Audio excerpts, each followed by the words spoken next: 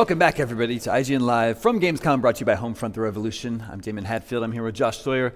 We're talking Pillars of Eternity, more specifically the White March expansion that's coming out very soon. Yes. So first of all, for our viewers that haven't played Pillars of Eternity, give us a brief rundown. This is an old-school style RPG that came out recently. It's thought of as a spiritual successor to Baldur's Gate. Yeah, correct? Baldur's Gate, Icewind Dale, and Planescape Torment. Those were the three Infinity Engine series, and so we kind of tried to encapsulate elements from each of those games within Pillars of Eternity.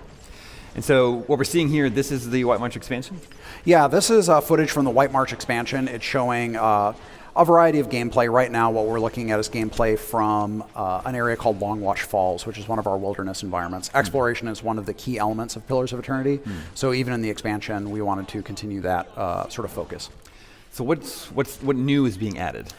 We're raising the level cap by 2. So in the core game, every class tapped out at 12th level, and we're increasing that to 14. And with that come new spells, new abilities. We're also adding multi-class talents, which are a way for classes to take new talents, essentially borrowing from other classes. So for example, if you have a rogue and you want to take the Barbarian's Rage ability, there is a new talent that allows you to gain sort of a pared down version of it. If you are a wizard and you want to take a version of the rogue's sneak attack ability, you can also take things like that. We also have a new type of unique item called soulbound weapons, and these are weapons that you can bind to specific characters, and over the course of the game you can perform certain actions to upgrade them. Each one has specific sort of keys for unlocking new abilities, and usually they're class specific. So for example, if a fighter binds a certain weapon to themselves, they will get a different ability than if a paladin binds the same weapon to themselves. I see. So yeah, lots of new little things. What are we seeing here? Right now we're seeing some of the multi-class talents. So you can see Aspirant's Mark, Enigma's Charm. These are all talents that are essentially borrowed from other classes, so you can further customize your character. There are 11 of them, one for each class. So theoretically, you can't even take all of them on a single character. You put in new story and quest content as well? Oh, definitely. So the story of the White March essentially is a side story based off of you becoming the lord and master of a stronghold within the core game. So about a third of the way through the game of Pillars of Eternity, you become the lord of a stronghold called Cadnua. And because you're a lord, you get appealed to by the mayor of a nearby, well, relatively nearby community called Stalwart, and they need your assistance in trying to restart this ancient, very powerful forge called the White Forge, and it's legendary for producing really fantastic bronze and steel. But it's been sealed up for over 100 years, and as they've tried to get into it, they've encountered all these problems, suffering attacks from ogres and whatnot. So they appeal to you for help in liberating it. Of course, you can also do it for altruistic reasons, or if you just want access to the goodies that are within Durgan's Battery, you can pursue it for that reason as well.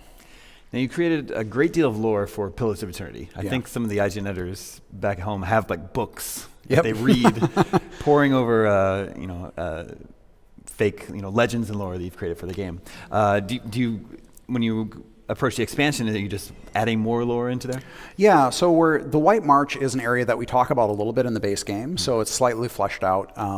Good world building kind of involves sending out all these little tidbits about different parts of the world so that when you continue to develop it, it's something that players are already kind of familiar with just from a little bit of exposure.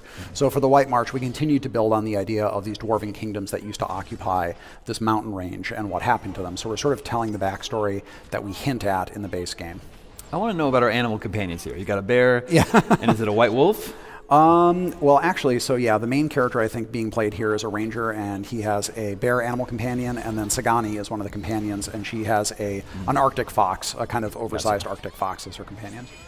Are those animals that you give commands to, or do they act on their own? Those are animal companions. So if you play a ranger, you can get an animal companion to accompany that specific character, and you give commands specifically to them. You can also take talents and abilities that upgrade specifically for those animal companions. So for people who haven't played Baldur's Gate, how does combat work in Pillars of Eternity? Combat is a real-time with pause combat system. So you right now you're seeing everything in real time, and actually this is an important thing to mention, is that everything you're seeing right here, with very few exceptions, is actually all being driven by our new party AI system. So that's something that people had asked for a lot in the base game. In the base game, you had to micromanage every single character all the time. And with 6 characters plus potentially animal companions, it's a lot to manage. Even with a pause system, it kind of can get tiresome. So the party AI system that we're adding in the White March allows people to pick different scripts for their different classes, and then it automates their behavior. You can also take control of the characters at any time if you want to override their natural behavior, but it makes things a lot smoother if you don't want to micromanage every single character all the time. I see. Would a game like this work on a console? Well, because of the control scheme, which is more RTS-like than because of each of the individual characters, that's very tricky. Although we have been experimenting with the Steam controller, which is actually very promising. It's a very interesting way to sort of interact with the game.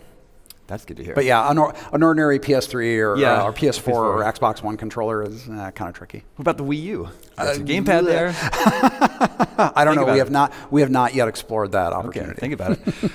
The White March is the first. It's part 1. It's part 1, yeah. And will the other one be called White March Part 2? Yes. That simple? Okay. No, it'll be called Part 3. Well, I know. Yeah. I didn't know if it had another title. No. But the first part is out this month, August 25th. Yep, August 25th. All right. Josh, thank you so much for coming by the show. Thank you for having me. Stay tuned for more. Hear from Germany on IGN Live after this.